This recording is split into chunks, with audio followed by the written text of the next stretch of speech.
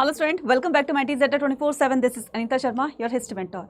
Student, आज के session में हम समझने वाले हैं क्लास 12th हिस्ट्री का चैप्टर 10, जिसका नाम है रिबेल्स एंड राज। इस चैप्टर के अंदर हम पूरे 1857 के रिवोल्ट को समझने वाले हैं, 1857 की क्रांति के बारे में समझने वाले हैं। आखिर क्या था ये 1857 का रिवोल्ट, ये क्यों स्टार्ट हुआ था, इसके पीछे रीजंस क्या थे, इसको किस तरीके से सरप्रेस किया गया ब्रिटिशर्स के द्वारा और इसके कंसीक्वेंसेस यानी कि इसके परिणाम क्या निकले, ये सारी चीज़ें समझने वाले हैं आज के इस चैप्टर के अंदर। ये बहुत इंपॉर्टेंट और बहुत इंटरेस्टिंग चैप्टर है, ठीक है। और इस चैप्टर से आपके काफ़ी सारे क्वेश्चंस आपके बोर्ड एग्जाम में प्लस आपके सीयूटी एग्जाम में पूछे जाते हैं, इसलिए इस चैप्टर को बहुत अच्छे से आपको क्लियर करके जाना है, ठीक है। और अच्छे तरीके से क्लियर करने के लिए और हर कंसेप्ट को बहुत अच्छे तरीके से समझने के लिए आप वीडियो को लास्ट जरूर देखना, तभी जाकर आपको सारी चीज़ें समझ में आएगी। और अगर आप चैनल पर नए हैं तो चैनल को अभी के अभी सब्सक्राइब कर लो और इस वीडियो को ज़्यादा से ज़्यादा अपने नीडर तक शेयर भी कर देना और लाइक भी कर देना, ठीक है। तो स्टार्ट करते हैं हम रिबेल्स एंड राज। आपने वो कुछ लाइनें सुनी होगी पोएम की। बूंदे ले हर बोलों के संग, सुनी हमने कहानी थी, खूब लड़ी मर्दानी वो तो झांसी वाली रानी थी। जी हाँ, हम बात कर रहे हैं झांसी की रानी लक्ष्मीबाई की, जिन्होंने 1857 के रिवोल्ट में एक बहुत ही अपनी महत्वपूर्ण भूमिका निभाई। किस तरीके से वो ब्रिटिशर्स से सामना करते, बहुत बहादुरी के साथ वो फाइट करती है, ठीक है। ये भी चीज़ें जानेंगे हम इस चैप्टर के अंदर, है ना। बहुत इंटरेस्टिंग चैप्टर है, तो इसको हम समझते हैं। रिबेल्स एंड राज, राइट, 1857 का रिवोल्ट। तो स्टार्ट करते हैं हम किससे, स्टार्ट करते हैं हम इसके इंट्रोडक्शन पार्ट से। तो बच्चा, ये क्यों स्टार्ट होता है और किसने सबसे पहले इसको स्टार्ट किया? आपने मंगल पांडे का नाम सुना होगा, है ना। तो मंगल पांडे ऐसे वो पहले सोल्जर थे जिन्होंने 1857 के रिवोल्ट को एक चिंगारी, ठीक है, दिखाई, राइट। तो revolt of 1857, the rebellion of 1857 started with the rebellion of a soldier Mangal Pandey, जिनका नाम क्या था, मंगल पांडे। तो मंगल पांडे कौन थे? मंगल पांडे एक सोल्जर थे, ठीक है, जो कि ब्रिटिशर्स ईस्ट इंडिया कंपनी की 34 बंगाल की इन्फेंट्री थी, उसमें ये एज अ सोल्जर काम करते थे। ही वॉज पोस्टेड, फिर इनकी पोस्टिंग हो जाती है बैरकपुर के, ठीक है, बंगाल के बैरकपुर में। They attack the regiment officer, इन्होंने वहां के कमांडर को इंजर्ड कर दिया। क्यों इंजर्ड कर दिया, क्या रीजन था इसके पीछे? मंगल पांडे किसी काम को जब करने से मना कर रहे थे, भाई ये काम जो है वो ठीक नहीं है और ब्रिटिशर्स हमसे ज़बरदस्ती करा रहे हैं। हो सकता है कि वो न्यू कार्टेजेस को यूज़ करने की बात की गई हो, तो मंगल पांडे ने कहा मैं इन कार्टेजेस को यूज़ नहीं करूँगा क्योंकि इसमें काउ और पिग फैट को मिक्स किया गया है, ठीक है, और इसको कोट किया गया है। जैसे हम इसको बुलेट को मुंह से छीलेंगे तो हम अपने धर्म से अलग हो जाएंगे, तो भाई मैं इस तरह के कार्टेज को यूज़ नहीं करूंगा, ठीक है। मंगल पांडे बार बार अपने सोल्जर्स भाइयों को समझा रहे थे, लेकिन कोई उनकी बात पर ध्यान नहीं दे रहा था। तो मंगल पांडे ने कहा देखो भाई, ना तो मैं गलत होते हुए देख सकता हूं और ना ही मैं गलत कर सकता हूं। तो उन्होंने क्या किया, उनके पास लाइट गन तो होती ही थी, क्योंकि सोल्जर जो इन्फेंट्री होती थी, लाइट गन जो मैन होते थे उनके पास में लाइट गन होती थी। तो जैसे मंगल पांडे ने, भाई तुम मेरी बात नहीं सुन रहे हो तो मैं अपने आप को ख़त्म कर रहा हूँ, ठीक है। तो बहुत सारे सोल्जर्स उनको जो है बचाने के लिए आते हैं, लेकिन जैसे ही वो बचाने के चक्कर में वो अपनी इस गन को ऐसे करते हैं, तो वैसे ही एक गन का एक कॉर्नर जो है वो लेफ्टिनेंट बाग के सर पर लग जाता है और बहुत गहरी चोट लगती है और काफ़ी खून आने लगते हैं उसमें, है ना, ब्लड आने लगता है। तो फिर लेफ्टिनेंट बाग जो है वो कहता है कि उसने ऑर्डर दिया कि जल्दी से इस मंगल पांडे को अरेस्ट करो, है ना।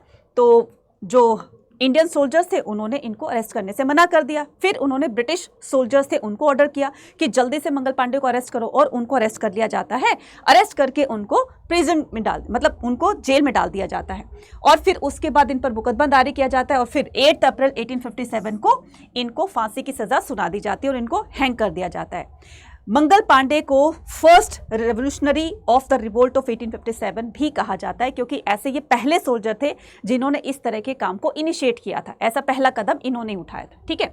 Now how the mutiny begin. सबसे पहले हम ये समझते हैं कि म्यूटिनी क्या होती है, ठीक है।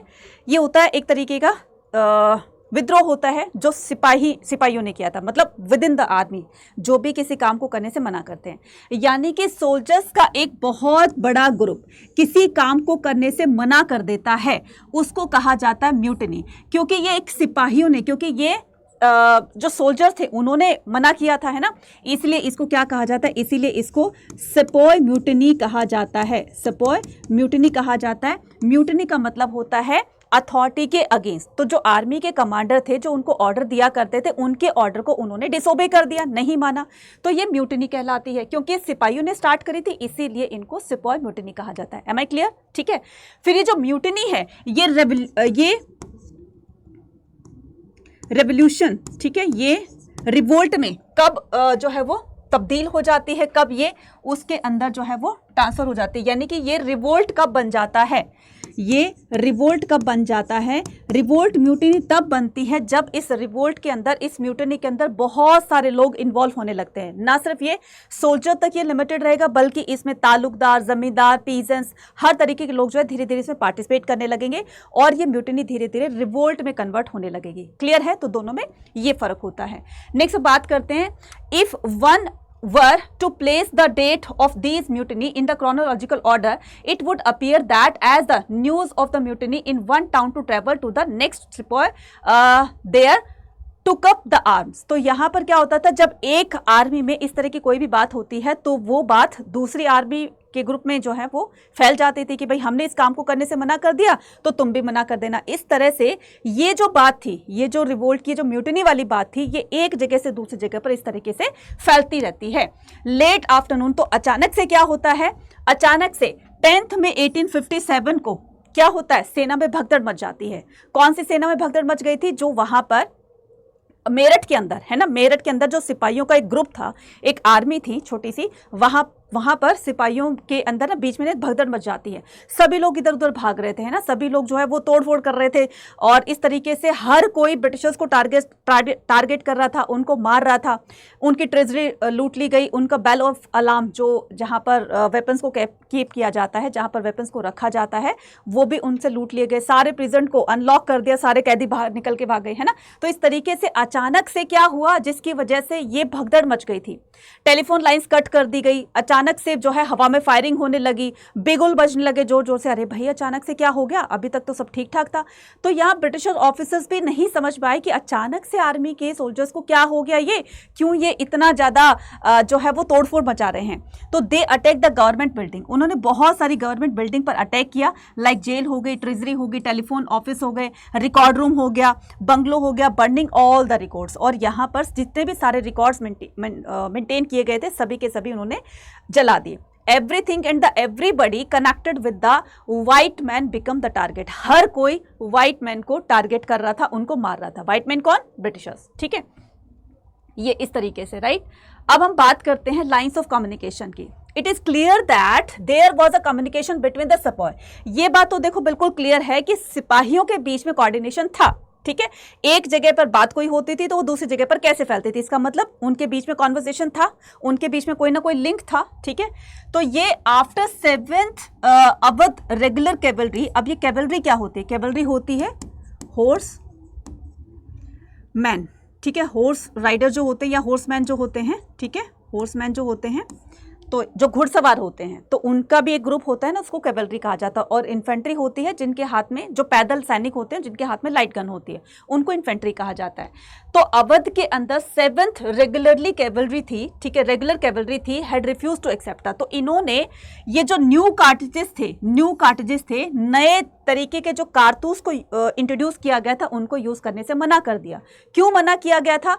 क्योंकि इस न्यू कार्ट्रिजेस के अंदर इस तरीके से ये जो चारों तरफ इसके, ताकि ये अंदर जो इसमें गन पाउडर होता है वो सौगी ना हो, वो सीलन भरा ना हो, है ना।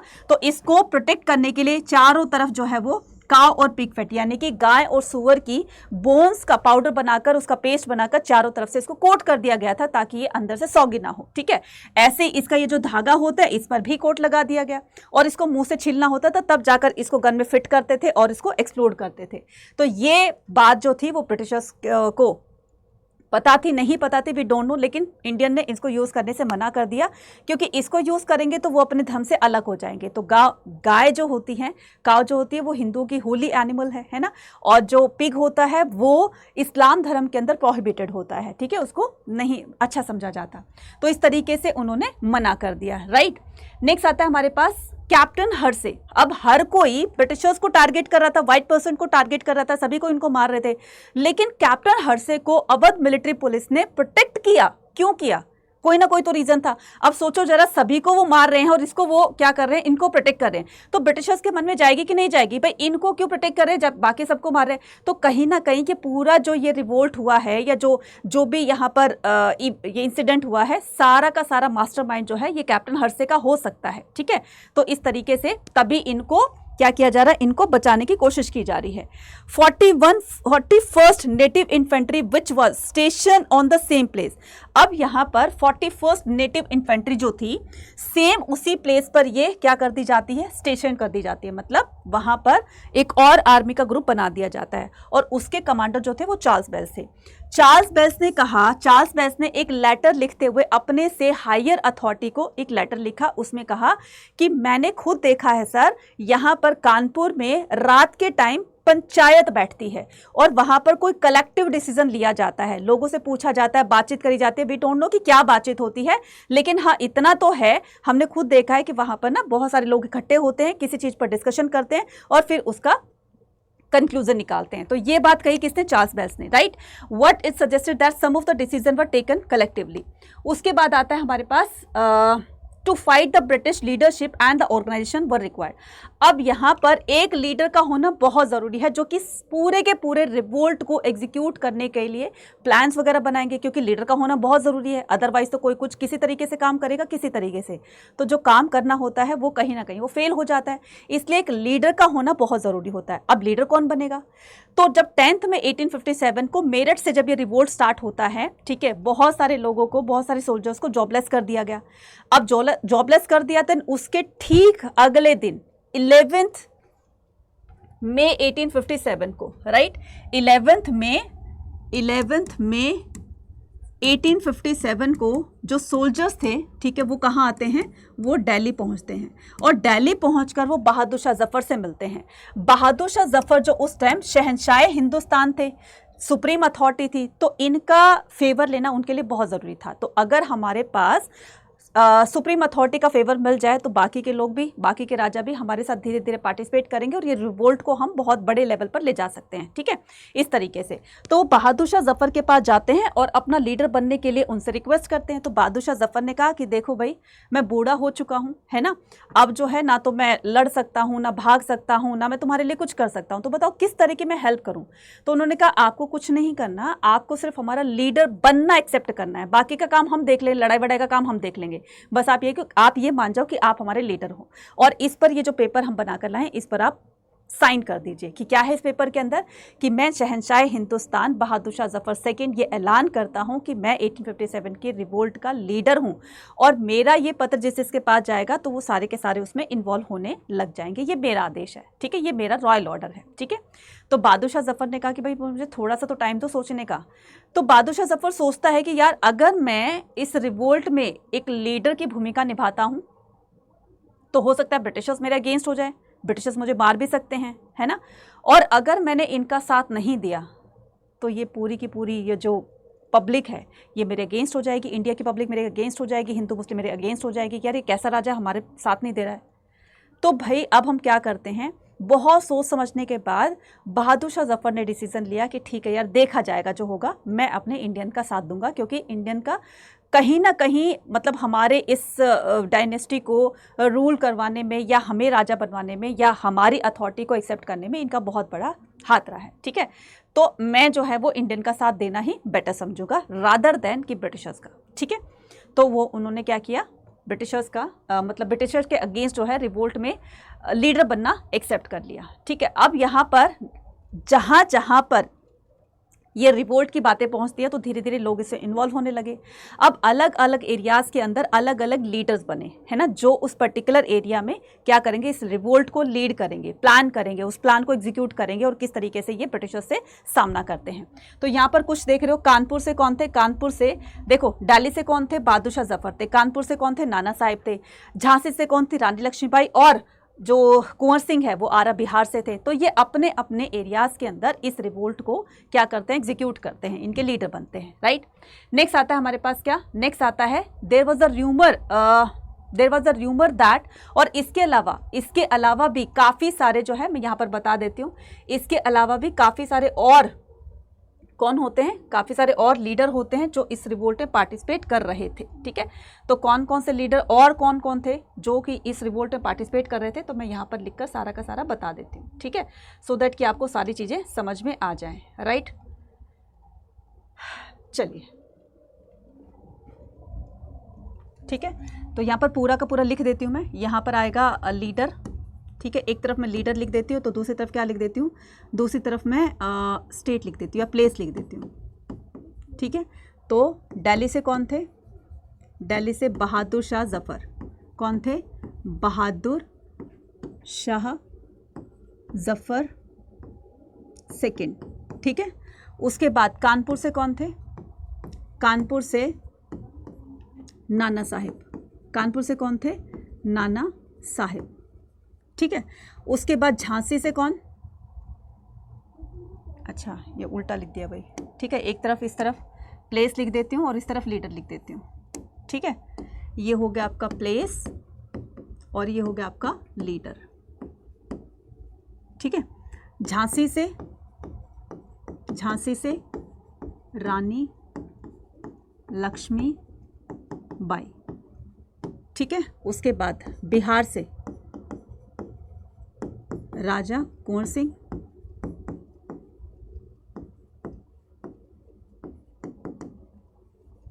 ठीक है, उसके बाद अवध से कौन, अवध से Brijesh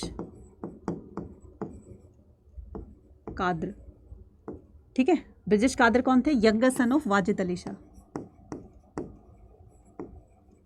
younger son of Wajid Ali Shah. ठीक है, उसके बाद लखनऊ से बेगम हज़रत महल। बेगम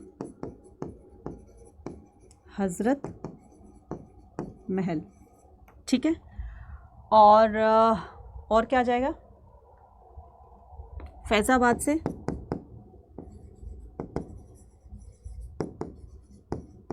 मौलवी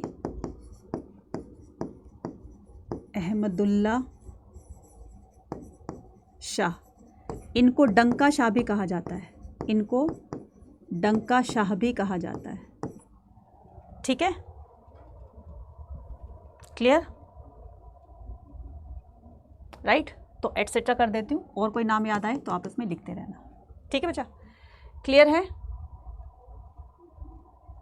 चलिए नेक्स्ट मूव ऑन करते हैं। अब यहाँ पर हम र्यूमर एंड प्रोफेसीज पर बात करते हैं। तो ये रिवोल्ट जो है, ठीक है, सिपाहियों ने तो इस वजह से स्टार्ट किया था, लेकिन इसके अलावा भी कुछ और र्यूमर्स बने हुए थे। र्यूमर्स कौन से, अब किसी ने देखा थोड़ी ना कि न्यू कार्टेजेस में काउ और पिगफेट का कोट किया गया है, किसी ने देखा नहीं था। ब्रिटिशर्स कह रहे थे कि भाई हमने ऐसा कुछ नहीं किया है, तो ये जस्ट एक अफवाह है। तो उन्होंने कहा हम कैसे मान ले अफवाह है, क्योंकि उस तरह की सिचुएशन ही चल रही थी जिस पर लोगों ने विश्वास कर लिया। ठीक है, अब ये र्यूमर और प्रोफेसीज क्या होते हैं। There was a rumour that British government had dash the gangetic conspiracy the destroy the caste. तो ये जस्ट एक र्यूमर था कि ब्रिटिशर्स जो हैं वो इंडियन को उनके कास्ट और रिलीजन से अलग करना चाहते हैं, हिंदू और मुस्लिम को। र्यूमर ये कहता है कि जो ब्रिटिशर्स ने न्यू कार्टेजेस जो बनाए हुए हैं उसमें काउ और पिगफेट का कोट किया गया है। दूसरा र्यूमर ये था कि जो मार्केट में आटा सेल होता है, ठीक है, उसके अंदर भी, उस आटे के अंदर भी काउ और पिगफेट की बोन्स का पाउडर मिलाकर उसको मिक्स किया गया है, जिसकी वजह से ये सिर्फ इंडियन की सोच थी, है ना। हो भी सकता था, नहीं भी हो सकता था, जो जस्ट एक र्यूमर था, राइट। तो जब हम उसकी रोटियां बनाकर खाएंगे आटे की, तो हो सकता है कि हम अपने धर्म से अलग हो जाए और ये हमें क्रिश्चियन बना दे। तो वो सिचुएशन क्रिश्चियनिटी को प्रोपोगेट करने के लिए जो बनाई जा रही थी, तो जाहिर सी बात है कि लोग उस पर क्या करेंगे, उस पर विश्वास करने लगेंगे। तो the sepoy and the common people refuse to touch the atta. There was a fear and suspicion that British wanted to convert their Indian Christianity. उसके अलावा एक और यहाँ पर र्यूमर है। र्यूमर क्या था और ये र्यूमर कब और कहाँ से ये फैलता है, इसको जो है, इसकी एक रूट जो थी वो कहाँ से क्रिएट होती है। तो ब्रिटिश आर्मी के अंदर एक कल्सी नाम का एक सोल्जर था, जो क्या करता था, उनके मैगजीन लिखने का काम किया करता था। मैगजीन में आर्टिकल वगैरह होते थे, और इस मैगजीन का नाम क्या था, उस मैगजीन का नाम था दमदम, और इस पर्सन का नाम क्या था, खलसी था। तो खलसी को, गर्मियों का टाइम था, कलसी को प्यास लगती है, तो वो एक ब्राह्मण सोल्जर से कहता है कि भाई तुम मुझे अपने लोटे से पानी पिला दो। ब्राह्मण कहता है मैं तुम्हें अपने लोटे से पानी पिला दूं, मेरा लोटा पवित्र हो जाएगा। ये गलती मैं नहीं कर सकता, क्योंकि पहले ही जो है हमारे साथ बहुत ज़्यादा जो है वो इस तरह का डिस्क्रिमिनेशन किया जा रहा है, हमें क्रिश्चियन बनाया जा रहा है, और मैं ब्राह्मण होते हुए तुम छोटे लोगों को पानी कैसे पिला सकता हूँ, तो मैं बिल्कुल अपने धर्म से तो अलग हो जाऊँगा। नहीं भाई, तो उन्होंने मना कर दिया। अब मना कर दिया, बेचारे प्यास, उसको प्यास लगी हुई थी। अब ये बात उसको कलसी को बहुत ज़्यादा पिंच हुई कि यार ये कैसा इंसान है, कैसा ये जो है इंडियन है जो कि पानी पिलाने से मना कर रहा है ना। तो इस वजह से उसने क्या किया, उसने कहा कि बहुत जल्दी ही वो टाइम आने वाला है जिसमें हम सभी लोगों को इक्वल कर दिया जाएगा। तो ना यहाँ पर कोई छोटी कास्ट होगी, ना यहाँ पर कोई बड़ी कास्ट होगी, सबको इक्वली ट्रीट किया जाएगा। अब बस यही बात जो थी वो उस ब्राह्मण ने सुनी, और उस ब्राह्मण ने 4 सोल्जर्स को किस तरीके से बताया। कहते हैं ना आदत होती है मसाला वसाला लगा करके क्या करने की, बताने की, है ना। तो उन्होंने क्या किया, उन्होंने इस बात को दूसरे सोल्जर्स के सामने कहा कि भाई ऐसा आने वाला है कि हम सभी एक जैसे, एक सबको इक्वली ट्रीट किया जाएगा, तो वो टाइम बहुत जल्दी आने वाला है। तो ऐसा मैंने सुना है। किससे सुना है? कलसी से सुना है, ठीक है। नाउ अब क्या करते हैं, why did the people believe in the rumour. लोग जो हैं वो इस रूमर पर बिलीव क्यों कर रहे थे? देखो बच्चा, जैसी सिचुएशन चल रही होती है उसी के रिगार्डिंग अगर कोई कुछ कह देता है तो जाहिर सी बात है कि हम लोग उस पर विश्वास करने लगेंगे। कोई भी इंसिडेंट, अभी क्या है कि अभी टीम इंडिया जो है वो मैच जीती है ना, अब उसके अकॉर्डिंग कोई भी रील्स बनती हैं, कोई भी कुछ बनता है, तो उसमें क्या करते हैं लोग, धीरे धीरे उस पर विश्वास करने लगते हैं और उसको सही मानने लगते हैं। तो उस सिचुएशन वो जो चल रही थी, यानी कि क्रिश्चियनिटी में कन्वर्ट करने की जो भी सिचुएशन फैल रही थी कि उन्होंने इंडिया में आकर इंग्लिश एजुकेशन को प्रमोट किया, इंग्लिश एजुकेशन को ज़्यादा से ज़्यादा पढ़ाया जा रहा था, लिखाया जा रहा था, और गर्ल्स एजुकेशन को प्रमोट किया जा रहा था कि गर्ल्स भी पढ़नी होनी चाहिए। स्कूल, कॉलेज, यूनिवर्सिटीज़ जो है वो स्टैब्लिश करवाई है ना, ओपन करवाई। और 1857 में कहाँ पर? मद्रास,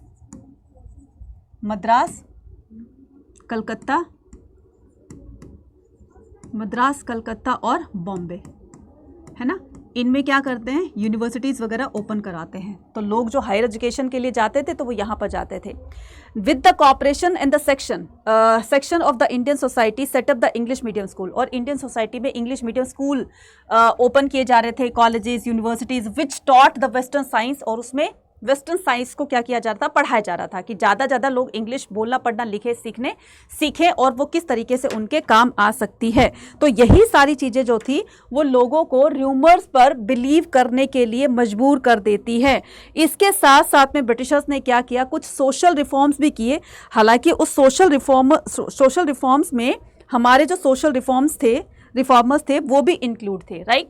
जैसे कि सती सिस्टम को अबॉलिश किया गया 1829 के अंदर। इसी तरीके से विडो रीमैरिज का एक्ट भी पास करवाया, ठीक है, 1856 के अंदर, यानी कि अब विडो भी क्या कर सकेगी, रीमैरिज कर सकेगी, राइट। तो ये सारी चीज़ें रिफॉर्म हो रही थी और लोग सोच रहे थे कि कहीं ना कहीं ये लोग एक तरीके से ये इनडायरेक्टली हमारे धर्म पर अटैक किया जा रहा है। तो इतने सालों से रीति रिवाज जो चल रहे हैं उनमें क्यों इन्होंने चेंज किया, तो कहीं ना कहीं ये हमें क्रिश्चियन बनाने पे तुले हुए हैं, इसलिए लोग इस पर विश्वास कर रहे थे, राइट। नेक्स्ट आता है अवध इन रिवोल्ट। अब यहाँ पर अवध में किस तरीके से ये रिवोल्ट फैलता है, ठीक है। तो a cherry that will drop into our mouth one day. ये कौन है? लॉर्ड डलहौजी हैं। लॉर्ड डलहौजी ने क्या किया था, लॉर्ड डलहौजी ने एक, यहाँ पर बता देती हूँ, डॉक्ट्राइन ऑफ लैप्स, ठीक है, जिसको कहा जाता है विलय की नीति, right. Doctrine of lapse, doctrine of lapse, जिसको हिंदी में कहा जाता है विलय की नीति। इसमें क्या था, जो कि किया था किसने, लॉर्ड डलहौजी ने, बाय लॉर्ड डलहौजी। कब? 1848 के अंदर, ठीक है, 1848 के अंदर डलहौजी ने इस नीति को लागू कर दिया था। अब ये क्या थी, डॉक्ट्राइन ऑफ लैप्स। इसके तहत किसी भी राजा रानी का कोई बेल सक्सेसर नहीं होगा, पुत्राधिकारी नहीं होगा, तो उसके राज्य को उस ब्रिटिश साम्राज्य में मिला लिया जाएगा, है ना।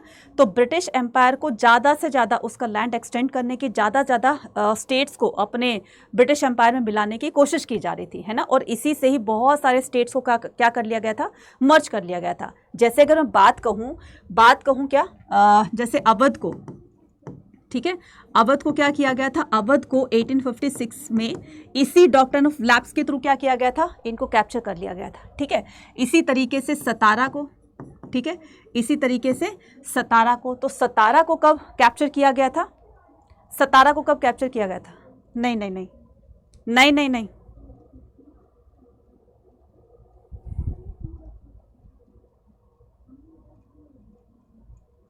ठीक है। सतारा को कब कैप्चर किया गया था? 1854 के अंदर, ठीक है। इसी तरीके से झांसी को भी कैप्चर किया गया था, ठीक है। झांसी को भी कैप्चर किया गया था, झांसी को कैप्चर किया गया था 1853 के अंदर, ठीक है। तो बहुत सारे ऐसे स्टेट्स थे जिनको धीरे धीरे करके ब्रिटिश साम्राज्य में मिलाया जा रहा था, और ये ब्रिटिश साम्राज्य धीरे धीरे एक्सटेंड होता चला जा रहा था, बड़ा होता चला जा रहा था, ठीक है। Now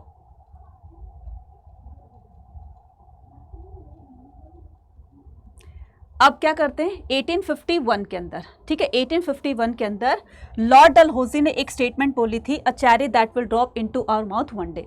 governor general lord Dalhousie, मतलब चेरी किसको बोला है? ये चेरी बोला है अवध को। चेरी किसको बोला है? अवध को बोला है। एक ना एक दिन हम इस अवध को पाकर ही रहेंगे। क्यों अवध को कैप्चर करना चाहते थे? क्योंकि अवध उस टाइम में सबसे प्रॉस्पर स्टेट हुआ करता था, बहुत सारा इसमें पैसा वैसा बहुत था, है ना, साथ में डेंस पॉपुलेटेड था, तो बहुत सारी जनता जो है वो ब्रिटिशर्स के काम आ सकती थी, राइट। और इसके अलावा क्या बताया गया है कि इसमें सबसे बड़ी हमारी नॉर्थ इंडिया के अंदर यानी कि नदर्न साइड में ये हमारे लिए सबसे बड़ी मार्केट साबित हो सकती है। तो इन्हीं सब रीज़न की वजह से और यहाँ पर नेचुरल रिसोर्सेज की वजह से अच्छा खासा ये प्रॉफिट गेन कर सकते थे। इन्हीं सब रीज़न की वजह से वो क्या करते हैं, अवध को कैप्चर करने में कोशिश करने लगते हैं, और आखिरकार 1856 के अंदर वो इस अवध को एनेक्स करने में सक्सेस हो जाते हैं। तो 1856 में अवध को ब्रिटिश एम्पायर के अंदर मर्ज कर लिया जाता है, ठीक है। अब क्या आता है? Subsidiary alliance. अब मैडम ये सब्सिडरी अलायंस क्या होती है? सब्सिडरी अलायंस होती है जिसको हिंदी में सहायक संधि कहा जाता है। इस संधि के अकॉर्डिंग, ठीक है, इस संधि के अकॉर्डिंग क्या बताया गया था कि जो भी प्रिंसली स्टेट्स होंगे, मतलब जो भी राजा होंगे, उनको ये संधि एक्सेप्ट करने के बाद कोई भी काम करने से पहले ब्रिटिशर्स की परमिशन लेनी होगी। अपनी बड़ी बड़ी जो ट्रूप्स रखते हैं, बड़ी बड़ी सेना रखते हैं, उसको डिसबैंड कर दिया ब्रिटिशर्स ने, है ना। इतनी बड़ी तुम्हें सेना रखने की जरूरत नहीं है, थोड़ी बहुत रखोगे, उसमें भी ज़्यादातर हमारे ब्रिटिश सोल्जर्स होंगे, राइट। इस तरह का उन्होंने क्या किया, इस तरह का उन्होंने ये टर्म एंड कंडीशन रखी। अब यहाँ अगर मान लो कोई राजा ये कहता है कि हमें जो है वो ये सब्सिडी अलायंस को हम क्या करते हैं, एक्सेप्ट नहीं करते हैं, राइट। तो उस सिचुएशन में क्या होगा कि भाई ठीक है, नहीं कर रहे हो तो तुम हमसे बैटल करो, लड़ाई करो, फिर भी तो हम तुम्हारा सारा राज्य ले लेंगे। अब तो यह है कि चुपचाप से इस संधि को मान लो, उस पर साइन कर दो और फिर तुम अपनी तरफ से रूल करते रहो। लेकिन हाँ, ऑन पेपर जो मतलब इनडायरेक्टली हम ही रूल करेंगे, ठीक है। तो इस तरीके से जो समझदार राजा होता था वो क्या करता था, इसको एक्सेप्ट कर लेता था, और जो नहीं करता था वो बैटल में अपना राज्य हार जाया करता था। तो वाजिद अली शाह ने सोचा कि हम क्या करते हैं, इसको एक्सेप्ट कर लेते हैं, ठीक है। अब इस सब्सिडरी अलायंस किसने और कब लागू की थी, यहाँ से भी आपको 1 मार्क का क्वेश्चन आता है। तो 1798 के अंदर लॉर्ड वेलेस्ली ने सबसे पहले बंगाल के अंदर जब ये गवर्नर जनरल बने थे, तो इन्होंने इस सब्सिडरी अलायंस को यानी कि सहायक संधि जिसको बोलते हैं, राइट, क्या बोलते हैं, सहायक संधि, ठीक है, सहायक संधि, इसको इंट्रोड्यूस किया था, ठीक है। तो वो राजा क्या करेगा, ब्रिटिश वुड बी, तो बदले में ब्रिटिशर्स क्या करेंगे, उसको प्रोटेक्ट करने की रिस्पॉन्सिबिलिटी लेंगे कि अब तुम्हें अपने राज्य के बारे में कोई टेंशन, कोई चिंता विंता लेने की जरूरत नहीं है कि कोई राजा आएगा तुम्हारे राज्य पर अटैक कर देगा, है ना, और तुम्हारे पूरे डिस्ट्रॉय कर देगा वगैरह वगैरह। तो हम यहाँ पर उससे सुलटने के लिए बैठे हुए हैं ना, तो तुम्हें क्या करना है, बिल्कुल टेंशन फ्री होकर के यहाँ पर अपना रूल जैसे कर रहे हो वैसे कर लेना है, क्योंकि हम यहाँ पर तुम्हें प्रोटेक्ट करने वाले हैं और बदले में तुम्हें ये टर्म एंड कंडीशन माननी होगी, राइट, जो मैंने अभी बताई है, ठीक है। उसके बाद यहाँ पर क्या आता है, तो अब वाजिद अली शाह ने इसको क्या किया था, वाजिद अली शाह ने इस सब्सिडी अलायंस को मान लिया था, क्योंकि इसको मानने के बाद अब ब्रिटिशर्स इसको एक्वायर नहीं कर सकते थे, क्योंकि राजा को जिस बात के लिए मनवाना था राजा ने मान लिया है। अब उनके हाथ में अवध ये कैसे आए, तो उसके लिए कोई और आइडिया लगाना पड़ेगा, कोई और यहाँ पर थोड़ा सा सोचना पड़ेगा कि अवध को हम कैसे और कैप्चर कर सकते हैं। तो वहां अवध के राजा वाजिद अली शाह पर क्या कर दिया गया, मिस गवर्नेंस का एलिगेंस लगा दिया, यानी कि कुशासन, तुम ठीक से शासन नहीं कर पा रहे हो, तुम्हारी जनता जो तुमसे जो है डिससेटिस्फाई है, और इस वजह से तुम्हें यहाँ का राजा हटाया जाता है, यहाँ का राजा तुम्हें नहीं बनाया जाता है ना। और उनको हमेशा हमेशा के लिए क्या कर दिया गया, कलकत्ता उनको हमेशा हमेशा के लिए भेज दिया गया। तो 1856 में जब अवध को एनेक्स कर लिया जाता है, अवध को एनेक्स कर लिया जाता है, और अवध के राजा वाजिद अली शाह को, ठीक है, वाजिद अली शाह को अवध से कलकत्ता ट्रांसफ़र कर दिया जाता है हमेशा हमेशा के लिए। तो जब अवध वाजिद अली शाह को जब इससे अवध से निकाला जा रहा था तो वहाँ की जनता एक लाइन बोलती है, ठीक है, वहाँ के जो कंटेम्प्रेरी रूलर्स थे तो उन्होंने ये सीन देखा तो उनका कहना था कि यार ऐसा लग रहा था उनके राजा से उनको अलग किया जा रहा था कि मानो कि शरीर से प्राण निकाले जा रहे हैं। ठीक है, शरीर क्या है? शरीर ये पूरे अवध की जनता है, और प्राण क्या है? जो ब्रीदिंग है वो क्या है? सांसें क्या हैं? वो वाजिद अली शाह है। तो जैसे छोटे बच्चे से उनके मम्मी पापा अलग हो जाते हैं या खो जाते हैं कहीं मेले वेले में ना, तो जैसे बच्चा फूट फूट के रोता है, इसी तरीके से वहाँ की पब्लिक भी अपने राजा के लिए बहुत ज़्यादा रो रही थी, राइट। और ब्लैक कलर के कपड़े पहनकर एक तरीके से शोक प्रकट कर रहे थे। ठीक है, तो ब्रिटिश गवर्नेंस वॉज रॉन्गली। अब यहाँ पर बच्चे दो कन्फ्यूज़न होगी आपकी, है ना, तो दो कन्फ्यूज़न होगी कि अवध को किस के तहत, कौन सी संधि या किसके तहत अवध को कैप्चर किया गया। बहुत सारे बच्चे बोलेंगे कि मैम मिस गवर्नेंस के बिहाफ पर। नहीं, मिस गवर्नेंस के बिहाफ पर वो तो एलिगेंस, वो तो दोष लगाया था ना, किसी तरह से उनको हड़पा जाए। लेकिन आपका जो आंसर होगा वो होगा डॉक्ट्राइन ऑफ लेफ्ट, जो मैं अभी बता चुकी हूँ, तो डॉक्ट्राइन ऑफ लेफ्ट के तहत जो है वो अवध को 1856 के अंदर कैप्चर कर लिया जाता है। ठीक है, क्लियर है नाउ। और ये जो लाइन है ये एज इट इज हमें हमारी एनसीईआरटी में दी, जा करके उसको चेक भी कर सकते हो। ठीक है, तो वाजिद अली शाह को अनपॉपुलर रूलर डिक्लेयर कर दिया गया। तो wide spread seen the grief and the, तो बहुत मतलब बड़े लेवल पर लोगों का दुख देखा जा रहा था। तो कंटेम्प्रेरी राजाओं ने इसको कहा कि life was gone out the body and the body this was town had been left lifeless. और ये जो है अब वो जैसे बॉडी से प्राण निकल जाते हैं तो जिंदा लाश की तरह हो जाती है ना, सेम इसी तरीके से। ठीक है, now chain grievance in the Awadh like the prince, taluqdar and the peasant. अब जिनकी वजह से, ठीक है, मतलब राजा की वजह से तालुकदार और ये जो जमींदार वगैरह थे इनको काम मिल रहा था, इनका अच्छा खासा इनकी रोजी रोटी चल रही थी। अब जब इनका राजा ही निकल गया, उनको एलिगेंस लगा करके उनको डिथ्रोन कर दिया गया, तो वहाँ के तालुकदार, वहाँ के पीजेंट्स, वहाँ के जमींदार जो थे वो बिल्कुल हेल्पलेस हो गए, है ना, मतलब बिल्कुल उनको उनका काम वाम जो था वो बिल्कुल ठप हो गया। अब वो क्या करेंगे? वो ब्रिटिशर्स के खिलाफ होंगे क्योंकि उन्होंने उनके राजा को निकाला है। ठीक है, तो ये सारे के सारे उसके अगेंस्ट हो जाएंगे। तो the annexation displace not just the नवाब,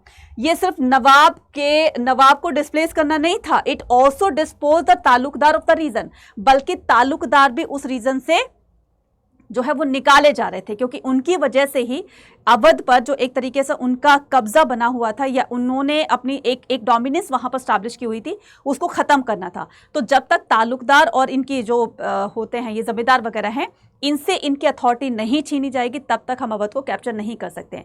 तो सबसे पहले इनकी अथॉरिटी को छीना जाए। राजा को तो निकाल दिया गया था, तो धीरे धीरे इनकी अथॉरिटी भी छीन ली गई। तो अब बिल्कुल ये खाली हो गया है ना, बिल्कुल विदाउट गवर्नमेंट हो गया। अब यहाँ पर वो कैप्चर करने के लिए आते हैं, इसको सक्सेसफुली क्या कर लेते हैं, सक्सेसफुली इसको कैप्चर कर लेते हैं। तो आफ्टर एनेक्सेशन, तो इस एनेक्सेशन जब 1857 में अवध को एनेक्स कर लिया गया था, ठीक है, तो the first British revenue settlement known as, अब ब्रिटिशर्स के अवध तो हाथ आ गया था, लेकिन अवध में अब किस तरीके से हम प्रॉफिट गेन कर सकते हैं। तो प्रॉफिट हम सिर्फ और सिर्फ एग्रीकल्चर से ही कर सकते हैं। तो ज़्यादातर लोग जो है वो एग्रीकल्चर में एंगेज हुआ करते थे, है ना। तो जब तक लोगों के पास खुद की ज़मीन नहीं होगी, फार्मर्स के पास ज़मीन नहीं होगी, तो वो खेती वेती कहाँ से करेंगे। तो जो ताल्लुकदार ने उनकी ज़मीनों को जो हड़पा हुआ था, है ना, कि लोन लिया करते थे, लोन रिपे नहीं कर पाते थे, तो ज़मींदार क्या करता था, उनकी ज़मीन को हड़प लिया करता था। तो अब जब तक किसानों के पास ज़मीन नहीं होगी तो वो नहीं कर सकते हैं, खेती वेती नहीं कर सकते हैं, ठीक है, और ना ही फिर वो ब्रिटिश ईस्ट इंडिया कंपनी अपना प्रॉफिट ले सकती है। तो सबसे पहले ईस्ट इंडिया कंपनी को ब्रिटिशर्स, ये जो ताल्लुकदार थे या जो ज़मींदार थे, इनसे ज़मीनें वापस से ले करके और किसानों को वापस करनी थी, तभी तो किसान खेती वेती कर पाएंगे ना। इसी को कहा जाता है समरी सेटलमेंट। और ये कब लागू किया गया था? 1856 में, आफ्टर एनेक्सेशन ऑफ अवध, ठीक है। Now many of the taluqdar were loyal, तो ब्रिटिश ये जो थे वाजिद अली शाह को डिथ्रोन करने के बाद उनकी जो वाइफ थी बेगम हजरत महल, ये क्या करती है, ये इस इनजस्टिस के खिलाफ में फाइट करती है, ब्रिटिशर्स के अगेंस्ट, है ना। तो ये क्या करती हैं, इनको भी बुरी तरीके से हरा दिया जाता है। लेकिन इनके हारने के बाद इनके जो लॉयल थे, इनके जो वफादार थे, वो क्या करते हैं, वो अपनी रानी का साथ देते रहते हैं और किस तरीके से आखिरी सांस तक उन्होंने अपने इस लॉयल्टी का प्रूफ दिया। And Joy the Begum Hazrat Mahal the wife of the Wajid Ali Shah, यानी कि nawab in the Lucknow to fight the British, right. चलिए नेक्स्ट बात करते हैं। नेक्स्ट क्या आ जाएगा आपका? नेक्स्ट आ जाएगा what the rebel wanted the vision of unity. ये रिबेल्स चाहते क्या थे? जाहिर सी बात है कि रिबेल्स चाहते थे कि जो उनकी डिमांड पूरी नहीं होती, फॉर एग्जाम्पल सोल्जर्स अपनी तरीके से चाह रहे थे कि उनके साथ इनजस्टिस ना हो, क्या होता था, इसके काफ़ी सारे कॉजेज़ आपको बताए थे मैंने, है ना। तो 4 इसके कॉजेज़ थे, ठीक है। एक था इमीडिएट कॉजेज़, एक था आपका सोशल कॉजेज़, एक था आपका कौन सा, एक था आपका रिलीजियस कॉजेज़, और क्या हो जाएगा आपका पॉलिटिकल कॉजेज़। तो ये 4 रीज़न की वजह से कहीं ना कहीं चीज़ों को देखा जा रहा था एक बहुत बड़े लेवल पर, ठीक है। तो इस रिबेल को, रिबेलियन वो सीन एज द वॉर। तो ये जो रिबेलियन थे, ठीक है, पहले मैं इसके कॉजेज़ बता देती हूँ, कॉजेज़ क्या क्या थे, ठीक है।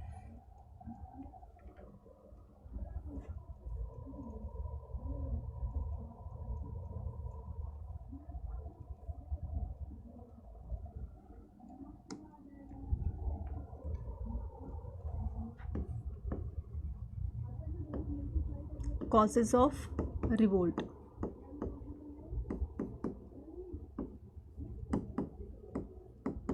ठीक है। तो पहला इसमें क्या है, इमीडिएट कॉजेज, ठीक है, इमीडिएट कॉजेज। अब इमीडिएट कॉजेज में क्या आ जाएंगे, इसमें आप कर दोगे न्यू कार्टेजेस, ठीक है, न्यू कार्टेजेस कर दोगे, राइट। उसके बाद आपका आ जाएगा, मतलब इसमें एक रीज़न दोगे, किसमें, न्यू कार्टेज। इमीडिएट का मतलब होता है तत्कालीन, जो उसी टाइम स्टार्ट हो गया था, ठीक है। हालांकि इसको बहुत सोच समझ करके प्लान किया गया था कि हम इस दिन जो है इसको एग्जीक्यूट करेंगे, लेकिन किसी वजह से ये पहले ही स्टार्ट हो जाता है, तो थोड़ा सा अनसक्सेस होने का ये भी कारण था, ठीक है। ये इमीडिएट कॉजेज हो गए। उसके बाद आपका आ जाएगा कौन सा, आपका हो जाएगा पॉलिटिकल कॉजेज, ठीक है। क्या आ जाएगा, पॉलिटिकल कॉजेज, ठीक है। पॉलिटिकल कॉजेज़ के अंदर यानी कि पॉलिटिकल पावर को गेन करने के लिए, पॉलिटिकल पावर अपने हाथ में लेने के लिए बहुत तरह की पॉलिसीज़ को इंट्रोड्यूस किया, ठीक है। Introduction of different type of policies, ठीक है, ये कर दोगे।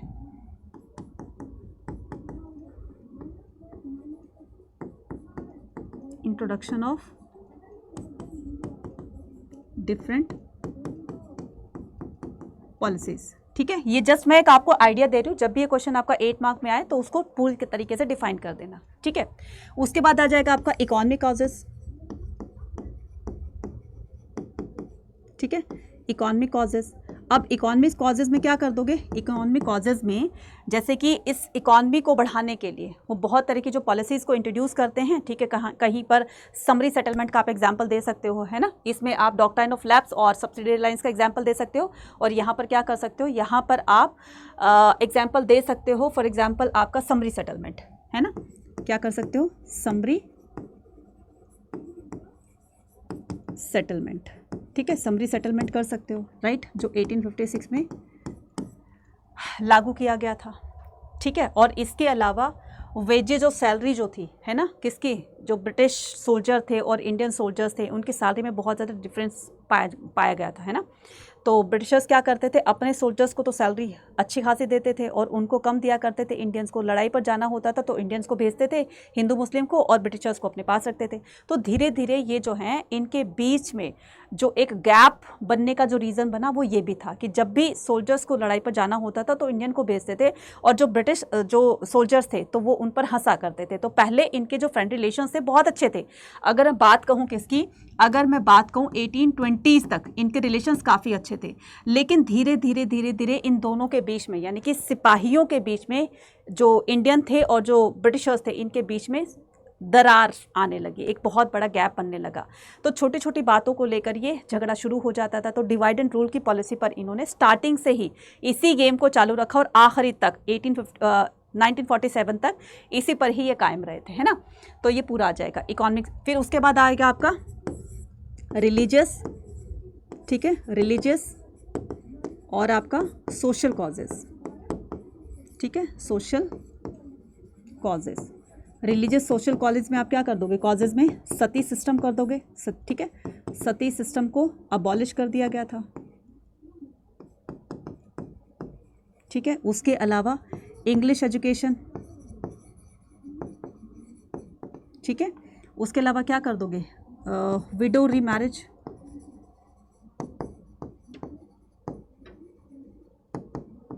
ठीक है, विडो रीमैरिज कर दोगे। और ये हुआ था 1829 के अंदर, ठीक है। ये हुआ था आपका 1856 के अंदर। ये हो गया था आपका इंग्लिश एजुकेशन 1857 में। नए नए क्या करे थे, नए नए स्कूल कॉलेजेस वगैरह इन्होंने सोसाइटी में करवा दिए थे। तो ये कुछ ऐसे कॉजेज़ हैं जिनकी वजह से ये 1857 का रिवोल्ट जो है वो एग्जीक्यूट होता है। तो इसको इलाबरेट कर देना। ठीक है। और इसके फेलियर होने के क्या कारण थे, तो फेलियर होने के भी मैं रीजंस बता देती हूँ सो दैट कि आपको सारी चीज़ें एक के अंदर मिल जाए, ठीक है। फेल्योर, ठीक है, रीज़न, ठीक है, लैक ऑफ स्ट्रॉन्ग लीडर, ठीक है, स्ट्रॉन्ग लीडर ना होने के वजह से, ठीक है, लैक ऑफ मनी, ठीक है, मनी ना होने की वजह से, ठीक है, लैक ऑफ वेपन्स, अच्छे जो किस्म के जो न्यू टेक्नोलॉजीज के वेपन्स होते हैं तो ये इंडियन के पास नहीं थे, जिसकी वजह से ये रिवोल्ट को थोड़ा थोड़ा सरप्रेस करने में सक्सेस रहे ब्रिटिशर्स, ठीक है। और क्या कर सकते हो, ठीक है, और कर सकते हो not spread to all over India, पूरे इंडिया में नहीं फैला था, कुछ ही जगहों तक फैला था, ठीक है। और यहाँ पर कॉमन पीपल ने, सभी कॉमन लोगों ने इसमें पार्टिसिपेट नहीं किया था, ताल्लुकदार जमींदार को कुछ को लालच दे करके, है ना, उन्होंने अपने साथ मिला लिया था। तो ये इस तरीके से आप रीज़न लिख सकते हो, ठीक है। और इसका जो इम्पैक्ट था, है ना, इसके कंसिक्वेंसेस क्या निकले कि इस रिवोल्ट के बाद सारी की सारी पावर जो थी वो ब्रिटिश क्राउन की तरफ चली गई, ब्रिटिश अथॉरिटी की तरफ चली गई। अब ईस्ट इंडिया कंपनी जो भी काम करेगी वो ब्रिटिश क्राउन से पूछ कर करेगी, ब्रिटिश गवर्नमेंट से पूछ कर करेगी, अपनी मनमानी जो है वो अब उनकी नहीं चलेगी, उसको बैन कर दिया गया। ये सबसे अच्छी बात हुई, तो इनको थोड़ा सा आप देख लीजिएगा, ठीक है।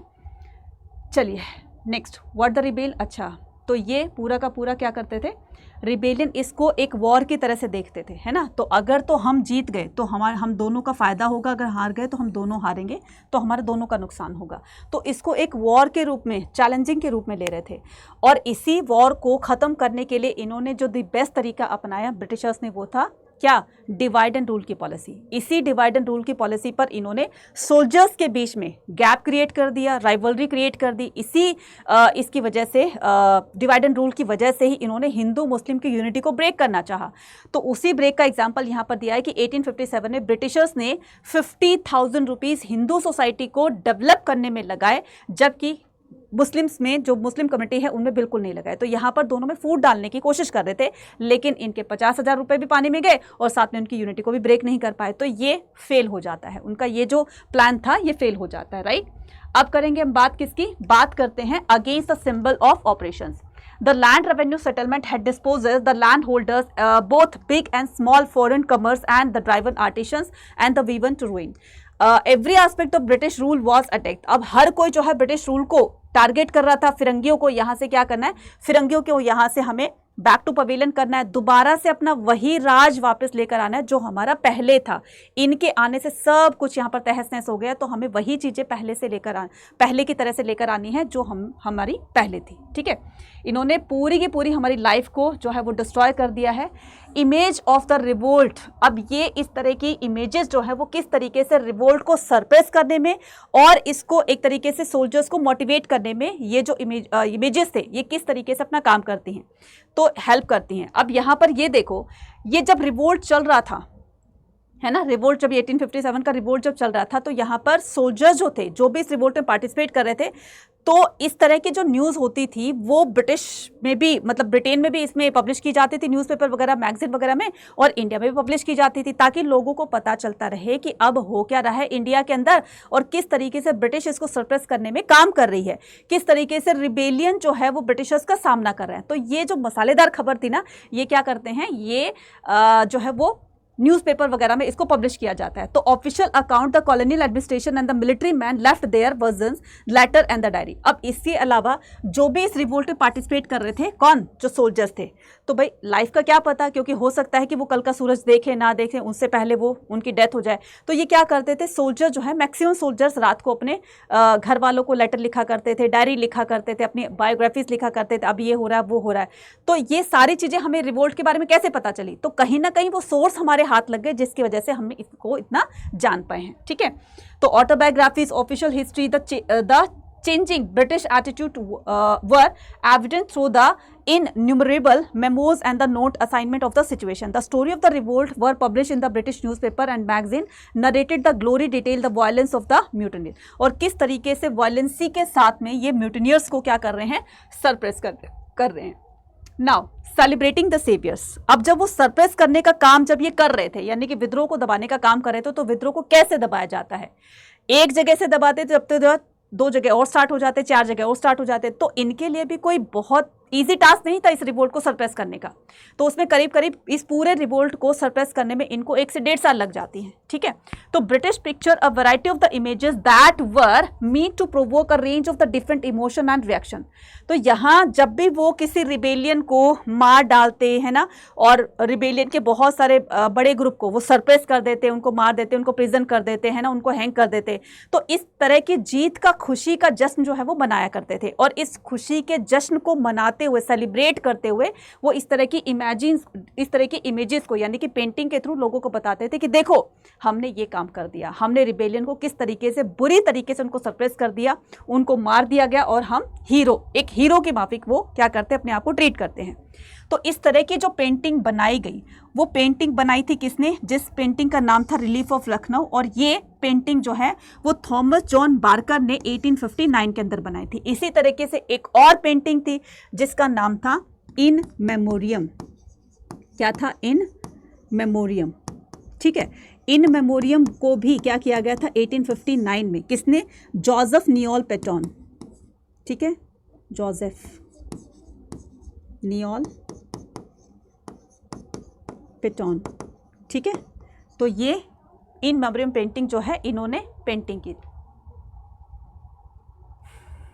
ये है बच्चा इन मेमोरियम, ठीक है। तो ये देखो जोसेफ नियोल पेटोन ने 2 इयर्स लेटर, इस मतलब 1857 में रिवोल्ट चल रहा था, तो इसके 2 साल बाद ये इस तरीके का इन मेमोरियम पेंटिंग को दिखा करके ये बताने की कोशिश की गई है कि न सिर्फ रिबेलियन के मन में डर उन्होंने क्रिएट किया, किसने? ईस्ट इंडिया कंपनी ने, बल्कि रिबेलियन ने भी ब्रिटिश की जो फैमिली हुआ करती थी, ब्रिटिशर्स की जो फैमिली हुआ करती थी, उनके घरों में भी एक दहशत, एक आतंक, एक डर का माहौल क्रिएट कर दिया था, है ना, कि कभी भी कोई भी रिबेलियन आ सकता है और हमें मार सकता है। तो घर की जो लेडीज़ होती थी, औरतें जो होती थी, वो किस तरीके से घर में जो भी बड़ी होती थी उनके आसपास में इस तरीके से डर के जो है वो उसके आसपास में ऐसे बैठ जाया करती थी कि पता नहीं कब आ करके हमें जो है रिबेलियन मार दें। इनके हाथ में देखो बाइबल की बुक भी है, तो ये बाइबल की बुक पढ़ते हुए भगवान को याद करें कि भगवान हमें बचा लीजिए, पता नहीं, है ना, इस तरीके से। तो इसको कहा गया है इन मेमोरियम पेंटिंग, राइट। नाउ एक और यहाँ पर है इस तरह की पेंटिंग, इसमें मिस विलर को अपने आप को डिफेंड करते हुए किस तरीके से ये रिबेलियन को क्या करते हैं, ठा करके शूट कर देती है, और अपने आप को डिफेंड करते हुए इन्होंने बहुत सारे रिबेलियंस को मार गिराया। फिर बाद में इनको ऑनर किया जाता है, बहुत बड़ा अवार्ड दिया जाता है कि देखो कितनी ब्रेवरी के साथ में इसने क्या किया है, इन्होंने रिबेलियन को मार गिराया है, ठीक है। नाउ अब हम क्या करते हैं, यहाँ पर हम बात करते हैं किसकी, परफॉर्मेंस ऑफ द टेरर की। अब धीरे धीरे सरप्रेस करना तो स्टार्ट कर दिया था इन्होंने, लेकिन सरप्रेस करने के लिए भी काफ़ी सारे इन्होंने आइडियाज़ अपनाए थे, है ना। किसी को डरा कर, किसी को धमका कर, किसी को लालच देकर, किसी को किसी तरीके से, किसी को किसी तरीके से। तो इनका मकसद क्या था कि हमें रिवोल्ट को सरप्रेस करना है। Urge of the vigilance and the retribution was the express their brutal way in which their rebels executed. तो ये क्या करते थे, बहुत हार्ड से हार्ड, जितनी हार्ड पनिशमेंट दे सकते थे, तो उन्होंने इस तरह की पनिशमेंट रिबेलियंस को देना स्टार्ट किया, राइट। तो जैसे जो भी रिबेलियन होते थे, जिनको अरेस्ट किया जाता था, तो उनको सरेआम मतलब खुले बिल्कुल ओपन एरिया में उनको हैंग कर दिया जाता था, उनको फांसी पर लटका दिया जाता था। मतलब जैसे पेड़ होता है उसके ऊपर वो लटका दिया करते थे, फांसी दे दिया करते थे। इसी के अलावा जो ये ओपन एरिया के अंदर ना यहाँ पर कैनन्स होती थी, कैनन का मतलब होता है तोपें होती थी, तो तोप के मुंह के आगे उस रिबेलियन को, उस विद्रोही को, जो भी सैनिक होता था उसको बांध दिया करते थे रस्सी से, और फिर पीछे से उसमें आग लगा करके और उसको उड़ा दिया करते थे। तो हवा के अंदर उसके बॉडी पार्ट जो है वो ऐसे बिखर जाते थे। बहुत हार्ड पनिशमेंट देते थे, है ना। और ये जो है पनिशमेंट क्लोज सरफेस में नहीं दिया करते थे किसी बंद चार दीवारी में नहीं देते थे, ओपन में दिया करते थे, ताकि लोगों के अंदर इसको देख करके डर पैदा हो और वो दोबारा ब्रिटिशर्स के अगेंस्ट ना हो, ठीक है। ये पूरा बताया गया। नाउ अब हम क्या करते हैं, अब हम बात करते हैं किसकी, the nationalist movement Drew the. तो इस तरीके से रिबेलियन को उन्होंने धीरे धीरे धीरे करके सरप्रेस कर दिया। लेकिन सबसे पहले इन्होंने सरप्रेस करने का जो मेन रीज़न था वो क्या था, वो था कि किसी तरीके से हमें दिल्ली को सरप्रेस अगर हम कर पाए ना, क्योंकि दिल्ली में ही सुप्रीम अथॉरिटी रहा करती थी, तो हम क्या करेंगे, पहले हम दिल्ली को क्या करते हैं, दिल्ली को कैप्चर करते हैं। तो दिल्ली को कैप्चर करने के लिए इन्होंने 2 तरफ से अटैक किया, ठीक है। दिल्ली को कैप्चर करने के लिए इन्होंने 2 तरीके से 2 डायरेक्शन से अटैक किया। यहाँ पर क्या है, यहाँ पर है दिल्ली, ठीक है, यहाँ पर क्या है दिल्ली है।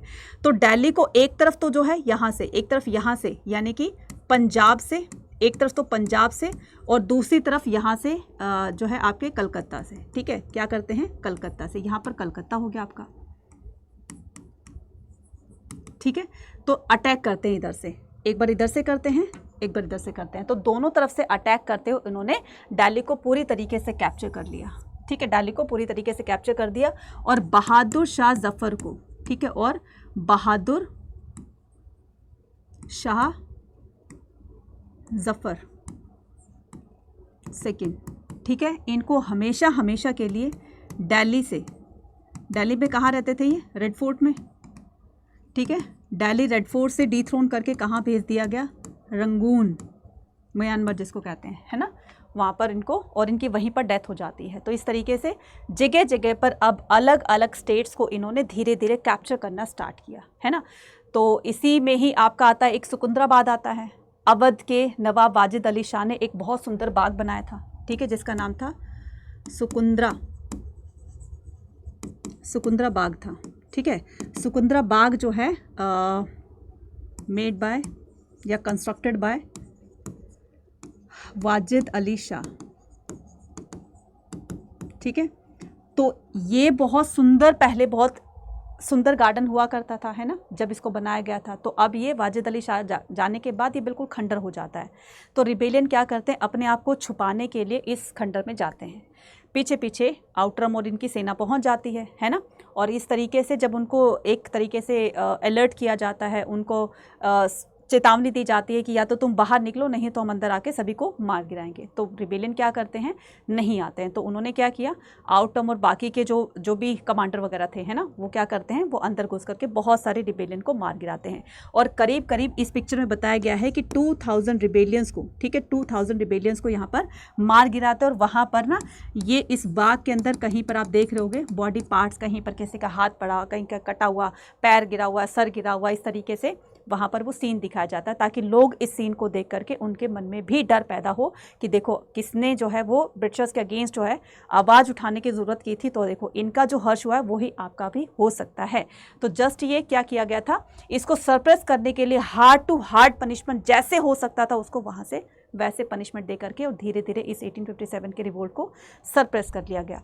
और आखिरकार 1858 के अंदर पूरी तरीके से जब ये ख़त्म हो जाता है, ठीक है, फिर ये क्या करते हैं, फिर ये इनकी पूरी की पूरी अथॉरिटी जो है वो ब्रिटिश क्राउन की तरफ चली जाती है। तो ये सारी की सारी इमेजनरीज जो है हमें ये बताती हैं कि किस तरीके से इस रिवोल्ट को एक वॉर के रूप में देखा गया, है ना। तो the urge of the vengeance, the retribution, यहाँ पर देखिए, the nationalist movement drew its the inspiration from the events of the 1857 revolt. The word nationalist imagination was the woven around the revolt. It was celebrated the, तो इसको यहाँ पर बताया, पूछा जाता है 1 मार्क का क्वेश्चन। तो इसको किस रूप में देखा गया था, इसको किस तरीके से सेलिब्रेट कर रहे थे, एक first war of independence day के रूप में, इंडिपेंडेंसी के रूप में देखा जा रहा था। Section of all the people of India came together and fight against the imperial rule. Art and literature, अब ये आर्ट और लिटरेचर, इस तरह की जो पेंटिंग्स दिखाई गई है ना, तो यहाँ पर देखो ये झांसी की रानी लक्ष्मीबाई किस तरीके से ब्रिटिशर्स से, बहादुर से ब्रिटिशर्स का मुकाबला कर रही है। ब्रिटिशर्स ने खुद ये चीज़ एक्सेप्ट की कि भाई लड़ाई करने में तो हम एक ही साथ मजा आया, और वो थी झांसी की रानी, बराबर की टक्कर थी। मतलब एक तरीके से हम कह सकते हैं कि इंडिया के अंदर हमें किसी को सरप्रेस करने में इतना टाइम लगा, वो थी झांसी की रानी लक्ष्मीबाई, ठीक है। तो इन पर एक लाइन भी कही गई है, ठीक है, बुंदे ले हर बोलों के संग सुनी हमने कहानी थी, खूब लड़ी मर्दानी वो तो झांसी वाली रानी थी। तो ये किसने लिखी है, मुझे कमेंट सेक्शन के अंदर बताना लिख करके, ठीक है। खूब लड़ी मर्दानी, ठीक है, वो तो झांसी वाली रानी थी, ठीक है। रिटन बाय, मुझे आप कमेंट सेक्शन में लिखकर बताओगे, ठीक है, रिटन बाय कमेंट सेक्शन में लिखकर बताओगे, ठीक है। तो ये था आज का हमारा सेशन। आई होप सारी चीज़ें आपको क्लियर हो गई होंगी, ठीक है। छोटा चैप्टर है लेकिन बहुत इंटरेस्टिंग भी है, ठीक है। और सारी चीज़ें समझ में आ गई हैं। और जो क्वेश्चन मैंने आपको दिया उसका आप मुझे क्या करोगे, मुझे इसका आंसर दोगे। अब ये तो थी क्लास 12th बोर्ड एग्जाम की बात, है ना। अब हम क्या करेंगे, तो आपका CUT के एग्जाम का रजिस्ट्रेशन फॉर्म भी ओपन हो चुका है, तो मुझे लगता है कि बहुत सारे बच्चों ने फिल भी कर दिया होगा, कुछ बच्चे रह रहे होंगे तो आप फिल भी कर दोगे। लेकिन बच्चा CUET एग्जाम को क्रैक करने के लिए आपको उसी लेवल की प्रिपरेशन करनी होगी। मैं मानती हूँ कि आपका सिलेबस जो है वो रिड्यूस हो गया और बहुत ही ईजी हो गया, लेकिन सिलेबस रिड्यूस होने से या ईजी होने से यहाँ पर कॉम्पिटिशन तो उतना ही बढ़ गया है ना। तो कॉम्पिटिशन को बीट करने के लिए आपको क्या करना है, कॉम्पिटिशन को बीट करने के लिए आपको उस लेवल की तैयारी करनी होगी, है ना। तो जो बच्चा, देखो कंपटीशन इतना होगा आपका इस बार कि कंपैरेटिव टू अदर, अगर मैं प्रीवियस ईयर की बात करूं तो इस साल आपका मुकाबला ज़्यादा होने वाला है, कंपटीशन जो है ज़्यादा होने वाला है, क्योंकि यहाँ पर इजी तो चैप्टर्स तो हो गए हैं, सिलेबस तो इजी हो गया, लेकिन कंपटीशन सीट तो उतनी है ना। तो थोड़ी सी सीट है जो पहले भी उतनी थी अभी भी उतनी है, तो थोड़ी सी सीट के लिए आप यहाँ पर मारामारी होगी। वही बच्चा सीट को लेकर जाएगा, वही बच्चा सीट का अधिकारी होगा, वही बच्चा सीट को जो है वो ले पाएगा जिस बच्चे ने अच्छे तरीके से तैयारी करके और अच्छा स्कोर किया होगा। अब अच्छा स्कोर करने के लिए आपको अड्डा 24/7 के हमारे इन प्रीमियम बैचेस को क्या करना है, इन प्रीमियम बैचेस में किसी भी बैच में आप एनरोल कर लीजिए। वहां पर आपको हर तरीके से क्या किया जा रहा है, हर तरीके से आपको CUET के लिए प्रिपेयर किया जा रहा है, जिससे कि आप अपनी ड्रीम यूनिवर्सिटी के टॉप कॉलेज में आप पहुंच सकते हैं। तो इस कंपटीशन को बीट करने के लिए मुझे लगता है कि आपको ये महापैक में एनरोल कर लेना चाहिए, क्योंकि महापैक ना सिर्फ आपको काम आएगा, बल्कि आपके जो भी आपके भाई बहन आने वाले टाइम में CUET की तैयारी करेंगे, मतलब नेक्स्ट ईयर, तो ये डबल वैलिडिटी के साथ है। तो आपने भी पढ़ लिया और थोड़ा टाइम जो है उनको भी ये फ्री ऑफ कॉस्ट मिलेगा। साथ साथ में आपको इसमें बुक्स भी मिल रही हैं और अच्छी तरीके से हर चैप्टर की जो है वो कंसेप्ट बेस पर आपको क्वेश्चंस भी दिए गए हैं, ठीक है, जिससे कि आप अपनी तैयारी पूरी अच्छी तरीके से कर सकते हो। तो यहाँ पर क्या करोगे, विद बुक वाली जो है वो आपको यहाँ पर ये महापैक एनरोल कर लेना है। यहाँ पर आप कूपन कोड लगाओगे, क्या कूपन कोड लगाओगे यहाँ पर Y489। तो जैसे आपने इस कूपन कोड को अप्लाई किया, ठीक है, जैसे आपने इस कूपन कोड को अप्लाई किया तो यही जो है वो आपका कितना हो जाएगा, यही प्राइस आपका यहाँ पर हो जाएगा, जो कि पहले इतना था 8499 का, ठीक है। तो महापैक के अंदर सारे के सारे बैचेस आपको फ्री मिलेंगे, जो भी आपके आगे पीछे के जो भी बैचेस थे सभी के आकर आपको एक्सेस मिल जाएगा, जिससे कि आप अपनी प्रिपरेशन को और अच्छा बूस्ट अप कर सकते हैं और अच्छी प्रिपरेशन कर सकते हैं। किसी तरह की और भी कोई जानकारी लेनी है CUET की तो वो भी आप मुझे कमेंट सेक्शन में लिखकर पूछ सकते हैं। और बच्चा जितनी अच्छी तैयारी करके जाओगे उतना ही अच्छा स्कोर आएगा आपका, क्योंकि कॉम्पिटिशन होने वाला है बहुत बड़े लेवल पर। तो कॉम्पिटिशन को बीट करने के लिए प्रिपरेशन अपनी पूरी रखिए। All the very best, thank you so much.